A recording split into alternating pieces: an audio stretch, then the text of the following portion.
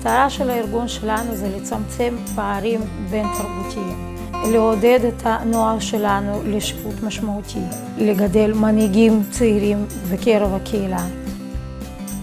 בני הנוער שמגיעים לתוך המוקדים הם בני נוער שמגיעים עם המון מסכות.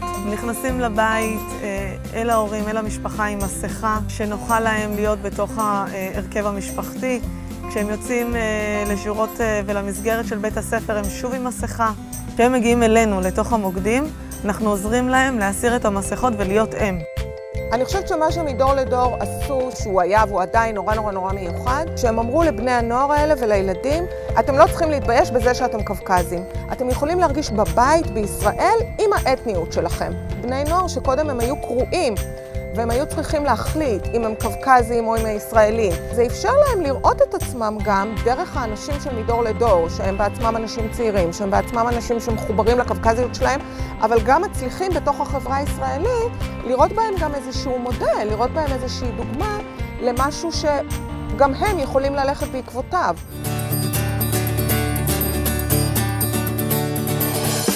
אני חושב שכל אדם חייב לשאוף ולחלום חלומות.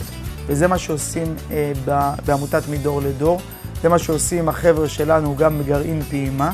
זה אנשים צעירים, אכפתיים, שבאים ואומרים, אנחנו יכולים, אנחנו מסוגלים. כשהייתי ילד, תמיד רציתי להתגייס, אבל תמיד היו את החששות האלה, כי מסביבי בעצם אף אחד לא באמת החזיק מעמד. תוך כדי שהייתי במועדון, מיליתי בעצם את המנילה שלי. המדריך הציע לי בעצם להגיע לאיזושהי מכינה. פתח לי את העולם, ועכשיו אני בצבא, רואה את הצבא בצורה שונה, והולך לי לא רע.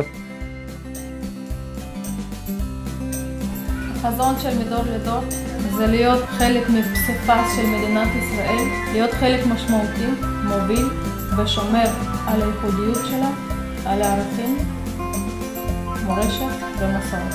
אני מרגיש שזה משפחה שאוהבת לעזור, לתמוך, במיוחד לקהילה שלי שאני בא ממנה, ומרגיש שהיה חלק מהעמותה מדור לדור.